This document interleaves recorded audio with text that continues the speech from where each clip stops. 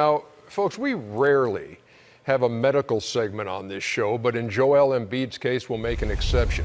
You see, there are any number of maladies which contain the suffix itis.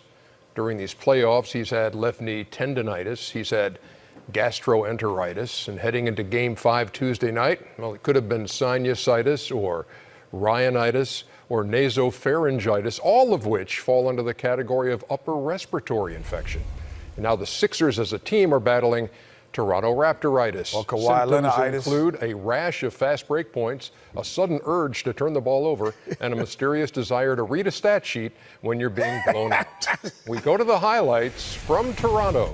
Ernie, if you wrote that, that was award-winning. That was. Redick and Simmons in Game 5 combining for 10 points. Oh, my gosh. Green and Lowry, 36. Wow. I do agree with Shaq. If you're out there, you got to play. You can't play bad and say, I don't feel well. But, man, Jimmy Butler, J.J. Redick, Ben Simmons, Tobias Harris, they getting the skate. They getting a hall pass. I mean, they haven't shown up. And let's say, hey, the big fella's sick. I never question a guy. If a guy say he's sick, he got sick. But those other guys, man, they're doing absolutely nothing. I agree with Chuck, but in this league, in this society, when you're deemed as a great player, nobody cares if you're sick. So you just got to go out there and play. You have to perform. A lot of people have had great performances being sick. If you're going to be out there, represent. If you can't represent, you can't represent. But, you know, we don't want to hear excuses. I'm not saying it's an excuse, but nobody cares. And, you know, people, when they're deemed superstars, they have to understand that. And credit Toronto's defense has been outstanding throughout the playoffs. Here's a Philadelphia team that scored 115 in the regular season, scored 122 a game in the first round. They're being held to 98 by the Toronto Raptors. So you got the Kawhi thing going on, you got the Siakam thing going on, you got the defensive blanket they're throwing on them. This is a tough matchup for Philly right now. Yeah, I agree, Ernie. And here is what happened. This is what Charles is, I think, also. He doesn't probably see it, or maybe even Shaq doesn't see it, because they've been the guy.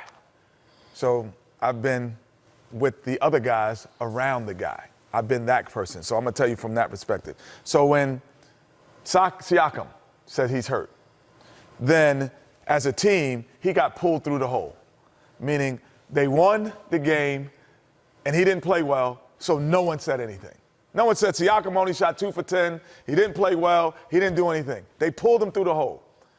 Kyle Lowry came in and stepped up, had his best game as a Raptor in the playoffs this year. Today, Joel Embiid is sick. As a team, these are the games you got to pull them through the hole. So then people forget about it.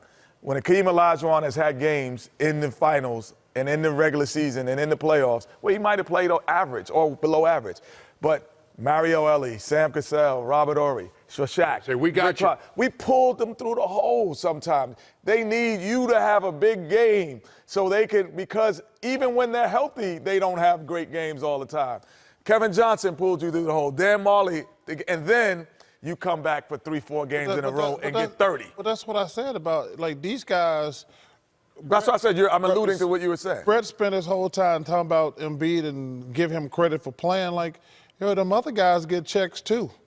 I mean, Tobias Harris is a heck of a player. We were talking about him making the All-Star team. He's got to pick it up. Ben Simmons, he's not in double figures. Why is he only taking 5 shots? Because he can't shoot. But he can get to the hole? Hey, he's not. He hasn't been in double figures these games, Shaq. And we said this before the series, Shaq.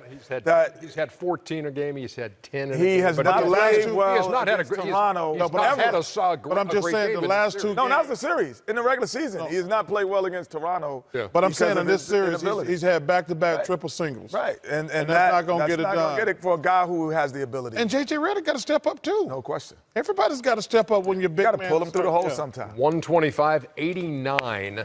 The final, and Game 6 Thursday in Philly, trying to force it back to Toronto for a Game 7 on Sunday.